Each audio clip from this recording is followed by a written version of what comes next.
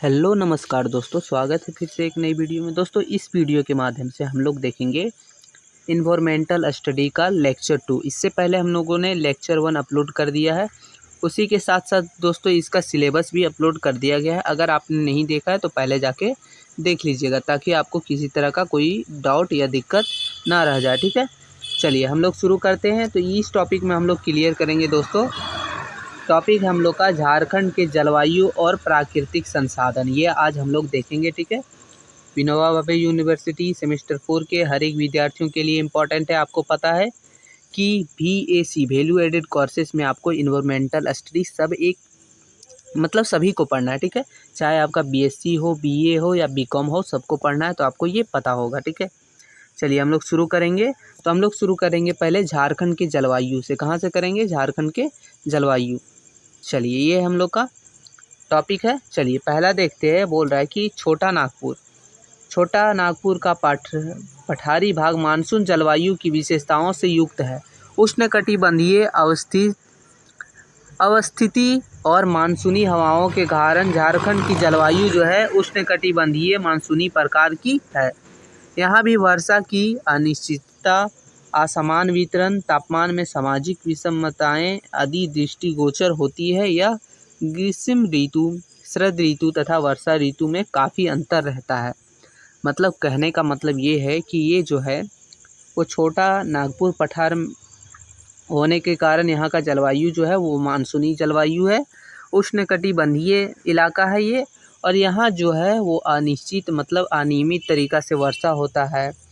असमान तरीक़ा से मतलब कहीं हुआ कहीं नहीं हुआ, कभी हुआ कभी नहीं हुआ। यहाँ मतलब ऋतु वगैरह वानी मतलब जो सीज़न वगैरह है, वर्षा वगैरह या तो जो ये सब जो है अनियमित तरीके से होती है। आगे है ग्रीष्म ऋतु। ठीक है, तो यहाँ ग्रीष्म ऋतु क्या है? तो मार्च और जून तक रहता है। ठीक है, यह ग्रीष्म ऋतु का आरंभ यानी शुरुआत जो है मार्च महीने में होता है। तब तापमान की तेज़ी बढ़ने लगता है और मई महीने में औसत तापमान बढ़कर अधिकतम हो जाता है। ग्रीष्म ऋतु यानी जिसको गर्मी ऋतु में मासिक औसत तापमान जो है 29 डिग्री से लेकर 45 डिग्री के मध्य रहता है। मतलब 29 डिग्री से लेकर 45 डिग्री के बीच में रहता है यहाँ गर्मी। राज्य का सर्वाधिक गर्म महीना मई है। मई में राज्य का अधिकतम तापमान जो है 40 डिग्री सेल्सियस या उससे पार भी चल जाता है। राज्य का सबसे गर्म स्थल जमशेदपुर है। कहाँ है? जमशेदपुर। याद रखिएगा, ये हो सकता है आपको ऑब्जेक्टिव टाइप में पूछ ले, इसलिए आप लोग ध्यान रखिएगा। उत्तर पूर्व भाग में निम्न वायुदाब का क्षेत्र बना जाता है। परिणाम स्वरूप पश्चिम के पूर्व दिशा में हवा प्रभावित होने लगती है। इस समय थोड़ी बहुत वर्षा पश्चिम बंगाल की खाड़ी से आने वाली हवाएं से होती है। कब होती है?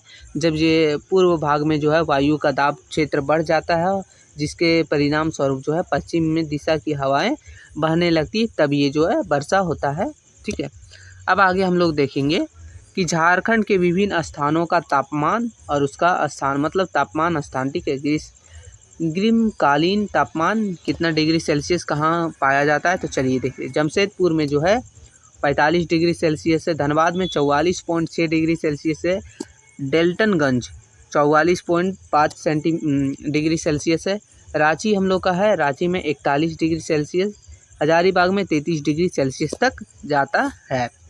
अब आगे देखते हैं वर्षा ऋतु। ठीक है, बरसात मध्य जून से अक्टूबर तक ये होता है। ग्रीष्म ऋतु यानी कि गर्मी ऋतु के बाद वर्षा ऋतु का आरंभ होता है, जो अक्टूबर तक रहता है। कहाँ तक, कब तक रहता है? अक्टूबर तक। इस समय तापमान धीरे धीरे घटने लगता है। इस समय यहाँ निम्न वायुदाब का क्षेत्र विकसित होता है, जिससे यहाँ वर्षा होती है।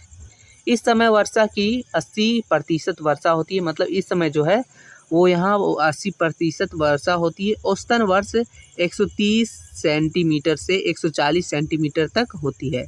वर्षा के वितरण प्रारूप में दक्षिण से उत्तर तथा पूर्व से पश्चिम की ओर घटने की प्रवृत्ति पाई जाती है, लेकिन स्थानीय प्रभाव के चलते थोड़ी बहुत वर्षा की मात्रा में भिन्नता पाई जाती है। मतलब कहीं कहीं थोड़ा बहुत स्थानीय प्रभाव के कारण जो है अंतर दिखाई पड़ता है।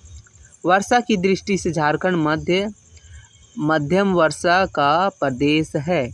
झारखंड में सबसे अधिक वर्षा हजारीबाग जिले में होती है, जबकि लातेहार जिले का नेतरहट सर्वाधिक वर्षा वाला स्थान है। यह है लातेहार जिला का नेतरहाट। ठीक है, ध्यान रहे, हो सकता है ऑब्जेक्टिव में पूछ ले।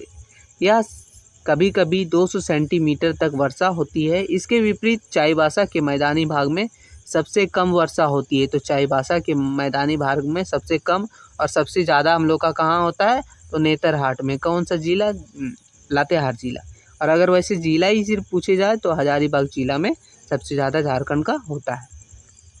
अब आता है शीत ऋतु यानी ठंडा ऋतु। ठीक है, चलिए देखते हैं। ये जो है नवंबर से फरवरी तक होता है। वर्षा ऋतु के बाद जो है वो शीत ऋतु की शुरुआत होती है। यह नवंबर महीने के आरंभ से होकर फरवरी तक रहती है। इस समय जो है क्षेत्र विरुद्ध चक्रवात के प्रभाव में रहता है। यह उच्च वायुदाब के क्षेत्र बन जाता है और हवाएं उत्तर से पश्चिम और वह दक्षिण से पूर्व की ओर बहने लगती है। मतलब हवा जो है उत्तर से पश्चिम और दक्षिण से पूर्व की ओर बहने लगती है। परंतु इन हवाओं का बहाव का नियंत्रण स्थानीय स्थलाकृति से होता है। इस समय तापमान जो है 16 डिग्री सेल्सियस से 18 डिग्री सेल्सियस तक रहता है।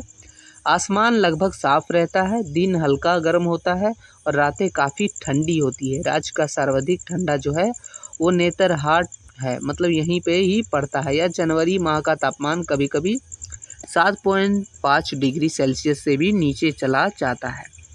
अब हम लोग देखेंगे कि झारखंड के जलवायु प्रदेश मतलब क्लाइमेटिक रीजियंस एंड जोन्स में बांटा जाता है। मतलब कैसे कैसे, ठीक है। तो पहला है उत्तर व उत्तरी पश्चिम क्षेत्र जो महाद्वीपीय प्रकार का है। दूसरा है मध्यवर्ती क्षेत्र जो उप महाद्वीपीय प्रकार का है। तीसरा है पूर्वी संथाल परागण क्षेत्र जो डेल्टा प्रकार का है। चौथा है हम लोग का पूर्वी सिंहभूम क्षेत्र जो सागर प्रभावित प्रकार का है। पांचवा है पश्चिमी सिंहभूम का पश्चिमी दिशा यह आर्द्र वर्षा प्रकार का है। छठा आ जाता है रांची हजारीबाग पठार क्षेत्र जो तीव्र एवं सुखड़ प्रकार का है। और सातवां हम लोग का है पाट क्षेत्र जो शीत वर्षा प्रकार का है। ठीक है, चलिए आगे देखेंगे हम लोग एक एक करके सबका मतलब। ठीक है, पहला है उत्तरी एवं उत्तरी पश्चिमी क्षेत्र जो महाद्वीपीय प्रकार का है। यह जलवायु क्षेत्र का विस्तार पालमू गढ़वा चतरा व हजारीबाग जिले के मध्यवर्ती भाग है। गिरिडीह जिले के मध्यवर्ती भाग एवं संथाल परागण क्षेत्र में पश्चिमी भागों देवघर उत्तरी दुमका गोड्डा में है। इस जलवायु क्षेत्र में विशिष्टता और इसका अतिरिक्त स्वभाव का होना अर्थात जोड़े के मौसम में अत्यधिक जाड़ा और गर्मी के मौसम में अत्यधिक गर्मी पड़ना मतलब इस पठार में होता है। ठीक है, इस क्षेत्र में कुल औसत वर्षा जो है दक्षिणी भाग में 127 सेंटीमीटर तथा दक्षिण पूर्व में 114 सेंटीमीटर से कम प्राप्त होता है। उत्तर तथा उत्तर पश्चिमी में इससे भी कम वर्षा होती है। ये हम लोग किस चीज़ का बात कर रहे थे, तो ये था उत्तर व उत्तरी पश्चिमी क्षेत्र महाद्वीपीय प्रकार का। ठीक है, अब दूसरा हम लोग देखेंगे मध्यवर्तीय क्षेत्र जो उप महाद्वीपीय प्रकार का है। इस जलवायु क्षेत्र का विस्तार पूर्व लातेहार दक्षिणी चतरा दक्षिणी हजारीबाग बोकारो धनबाद जामताड़ा और दक्षिणी पश्चिमी दुमका में है। यह क्षेत्र लगभग महाद्वीपीय प्रकार का ही है, परंतु तापमान में अपेक्षाकृत गर्मी एवं वर्षा में अपेक्षाकृत अधिकता के कारण इसे एक पृथक प्रकार के उप महाद्वीपीय प्रकार का दर्जा दिया गया है। इस क्षेत्र में कुल औसत वार्षिक वर्षा जो है 127 सेंटीमीटर से लेके 165 सेंटीमीटर के बीच होती है। ये हो गया हम लोग का मध्यवर्तीय क्षेत्र। आगे है पूर्वी संथाल परागण क्षेत्र जो डेल्टा प्रकार का है। इस जलवायु क्षेत्र का विस्तार जो है साहिबगंज पाकुड़ जिला क्षेत्रों में है जो राजमहल पहाड़ी के पूर्व ढाल के क्षेत्र है। यह जलवायु क्षेत्र का समानता बंगाल की जलवायु की जाती है। यह नार्वेस्टर का क्षेत्र है। ग्रीष्म काल में नार्वेस्टर से इस क्षेत्र में 35.5 सेंटीमीटर वर्षा होती है। इस क्षेत्र में कुल औसत वर्षा जो है 152.5 सेंटीमीटर होती है। ठीक है, ये हो गया हम लोग का पूर्वी संथाल परागण क्षेत्र।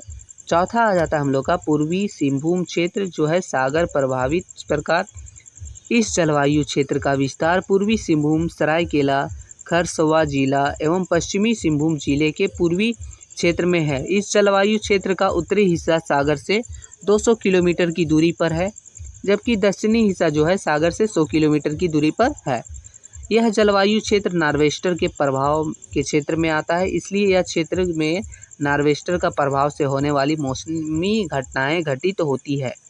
मानसून पूर्व यहाँ अक्सर तड़ित झंझा देख जाता है। प्रतिवर्ष औसतन 71 तांत्रिक झंझा आते हैं, इसमें 10 ओलावृष्ट करते हैं। यह जलवायु क्षेत्र जो है ग्रीष्म काल में सर्वाधिक वर्षा प्राप्त करने वाला जलवायु क्षेत्र है। यह जलवायु क्षेत्र में कुल औसत वार्षिक वर्षा जो है 140 सेंटीमीटर से 152 सेंटीमीटर के बीच होती है। तो ये था हम लोग का। आगे हम लोग का पश्चिमी सिंहभूम का पश्चिमी क्षेत्र जो है कि आर्द्र वर्षा प्रकार। इस जलवायु क्षेत्र का विस्तार सिमडेगा और पश्चिमी सिंहभूम के मध्य एवं पश्चिमी भाग में है। यह मानसून की दोनों शाखाओं के द्वारा वर्षा होती है। यह क्षेत्र में कुल औसत वर्षा जो है वो 152.5 सेंटीमीटर से अधिक होती है। ये हम लोग का बात कर रहे थे पश्चिमी सिंहभूम का पश्चिमी क्षेत्र। ठीक है, अब देखते हैं छठा हम लोग का है जो रांची हजारीबाग पठार क्षेत्र, जो तीव्र एवं सूखड़ प्रकार का है। इस जलवायु क्षेत्र का विस्तार जो है रांची हजारीबाग पठारी क्षेत्र में है। रांची हजारीबाग नाम से ही पता चल रहा है। ठीक है, इस जलवायु क्षेत्र में जो है जलवायु की तीव्र एवं सुखाड़ प्रकार की है, जो झारखंड में कहीं और नहीं मिलती है। मतलब ये रांची और हजारीबाग के छोड़ के और कहीं नहीं मिलती। इस प्रकार की जलवायु के निर्माण में इस भूभाग की ऊंचाई की महत्वपूर्ण भूमिका होती है। ऊंचाई के कारण ही चारों ओर की अपेक्षा यहाँ तापमान कम होता है। रांची में औसत वार्षिक जो है 151.5 सेंटीमीटर होता है, मतलब वर्षा, और यही हजारीबाग में कितना होता है 148.5 सेंटीमीटर होती है। तो ये हम लोग का था रांची हजारीबाग पठार। अब आता है सातवां दोस्तों हम लोग का जो है पाट क्षेत्र, जिसको शीत वर्षा प्रकार है। इस जलवायु क्षेत्र का विस्तार लोहरदगा एवं गुमला के अधिकांश में है। इस क्षेत्र की जलवायु रांची पठार की तरह ही है, लेकिन यह जो है रांची पठार की तुलना में अधिक तीव्र एवं ठंडी है। यह जलवायु क्षेत्र मुख्य विशेषता से अधिक वर्षा होना, अधिक बादलों का ताना, ग्रीष्म के शीतल बना रहना एवं शीत वर्षों में शीतलतम हो जाना। शीत ऋतु में तापमान हिमक फ्रीज पॉइंट में भी नीचे चला जाता है। यह जलवायु क्षेत्र झारखंड का सर्वाधिक वर्षा वाला क्षेत्र है। यह वर्षा मानसून के अतिरिक्त शीत ऋतु में भी होता है, मतलब यहाँ ठंडी के ऋतु में भी वर्षा होती है। इस जलवायु क्षेत्र में जो है 1000 मीटर से अधिक ऊंचे भूभाग में 203 सेंटीमीटर से अधिक वर्षा होती है। तो ये जो है ये बहुत ही ज़्यादा शीत वर्षा वाला प्रकार का ये क्षेत्र है, जिसको पाट क्षेत्र के नाम से जानते हैं। ठीक है, ये लोहरदगा और गुमला में फैला हुआ है। तो ये हम लोगों ने अभी तक देखा झारखंड के जलवायु देखें, जिसमें हम लोगों ने कुछ जगह का देखा जहाँ के जलवायु के बारे में, ऋतु के बारे में, उनके मतलब अनियमित तरीक़ा से बरसात होती है, पठारों के बारे में किस प्रकार से पाया जाता है, कितने प्रकार हैं, उन सभी चीज़ों को देखा। अब आगे देखेंगे हम लोग झारखंड में पाए जाने वाले प्राकृतिक संसाधन और इसके खनिज को देखेंगे। ये भी बहुत ज़्यादा इम्पोर्टेंट है। अब यहाँ से आप लोग का एक डाउट है कि आखिर प्राकृतिक संसाधन व खनिज क्या होते हैं। तो आप लोग को वैसे भी पता होगा, जो नेचुरल रिसोर्स जो हम लोग को जो है गॉड के द्वारा दिया हुआ है, जैसे कि जल, पानी, बहुत सारे खनिज लवण वगैरह, जैसे अब्रक वगैरह, वो तो गॉड के द्वारा दिया हुआ है, मतलब वो तो प्राकृतिक के द्वारा दिया हुआ है। ठीक है, वही हम लोग का होता है प्राकृतिक संसाधन। अब है कि झारखंड भारत का एक खनिज समृद्ध राज्य है, मतलब झारखंड जो है भारत का एक मतलब महत्वपूर्ण राज्य है। यहाँ जो है कोयला, लोहा, अब्रक, बॉक्साइट, चूना पत्थर और तांबा, ग्रेफाइट और कई अन्य खनिज का घर है, मतलब बहुत सारे खनिज पाए जाते हैं। ये नाम है, और भी बहुत सारे खनिज पाए जाते हैं। अब चलते हैं हम लोग कोयला के विस्तार पर थोड़ा देख लेते हैं दोस्तों। तो कोयला जो है झारखंड भारत का सबसे बड़ा कोयला उत्पादक राज्य है। देखिए झारखंड जो है वो भारत का सबसे बड़ा कोयला उत्पादक राज्य है। ठीक है, यह देश के कुल कोयला भंडार का लगभग 25% जो है यहाँ पाया जाता है। झारखंड में कोयले के कई प्रमुख क्षेत्र हैं, जिनमें झरिया है, बोकारो है, जामडोबा और पकरी बरवाडी शामिल है। ये सभी चीज़ है जहाँ जो है कोयला जो है बहुत ज़्यादा मात्रा में पाया जाता है। अब दूसरा हम लोग का आता है वो है कि लौह अयस्क। झारखंड भारत का दूसरा सबसे बड़ा लौह अयस्क उत्पादक राज्य है। यह देश के कुल लोहा अयस्क भंडार का लगभग 17% जो है यहाँ से पाया जाता है, यहाँ पाया जाता है। झारखंड में लोहा अयस्क के प्रमुख क्षेत्र हैं जिनमें है नौवामुड्डी, लोहरदगा और मधुपुर शामिल है। तो इन सभी जगह पर जो है लौह अयस्क यानी लोहा पाया जाता है। अब आता है हम लोग का दोस्तों अभ्रक। झारखंड भारत का सबसे बड़ा अभ्रक उत्पादक देश है। तो ये सभी चीज़ों को जो पॉइंट वगैरह है वो आप ज़रूर ध्यान रखिएगा। यह देश के कुल अभ्रक भंडारण का लगभग 80% जो है यहीं पाया जाता है। कहाँ? झारखंड में। झारखंड में अभ्रक के प्रमुख क्षेत्र हैं जिसमें कोडरमा है, गिरिडीह है, रांची है और भी बहुत सारे राज्य मतलब जिला है जहाँ पाया जाता है। मतलब ये जो है वो प्रमुख है, ठीक है, बाकी और भी है। आगे है बॉक्साइट दोस्तों। तो झारखंड भारत का दूसरा सबसे बड़ा बॉक्साइट उत्पादक राज्य है। यह देश के कुल बॉक्साइट भंडार का लगभग 10% जो है यहाँ पाया जाता है। झारखंड में बॉक्साइट के प्रमुख क्षेत्र हैं जिसमें चाईबासा और खुट्टी शामिल है, ठीक है। तो ये था, यहाँ हम लोगों ने देखा आखिर खनिज लवण मतलब जो प्रकृति के द्वारा मिले हैं, जो खजाने हैं झारखंड में, वो कहाँ कितने प्रतिशत पाए जाते हैं और भारत के लिए कितने महत्वपूर्ण हैं, कितनी भूमिका निभाते हैं, इन सभी चीज़ों को देखा। झारखंड के खनिज भंडार राज्य के आर्थिक अर्थव्यवस्था के लिए महत्वपूर्ण है। इन खनिजों से राज्य को भारी आय होती है और ये राज्य के औद्योगिक विकास में योगदान देते हैं, साथ ही साथ हमारे देश के आर्थिक व्यवस्था में भी योगदान देते हैं। तो यही हम लोगों ने देखा दोस्तों। इसी के साथ हम बोलना चाहेंगे, अगर आपको इसका PDF चाहिए तो नीचे टेलीग्राम चैनल का लिंक है, वहाँ से जाके ज्वाइन हो जाइए और चैनल को सब्सक्राइब ज़रूर कर लीजिएगा ताकि आपको जो है हर तरह का वीडियो सबसे पहले मिल सके। और लास्ट बार आपको जाते जाते एक बार बोलना चाहेंगे थैंक यू, ठीक है। फिर मिलते हैं नई वीडियो में, तब तक के लिए जय हिंद साथियों।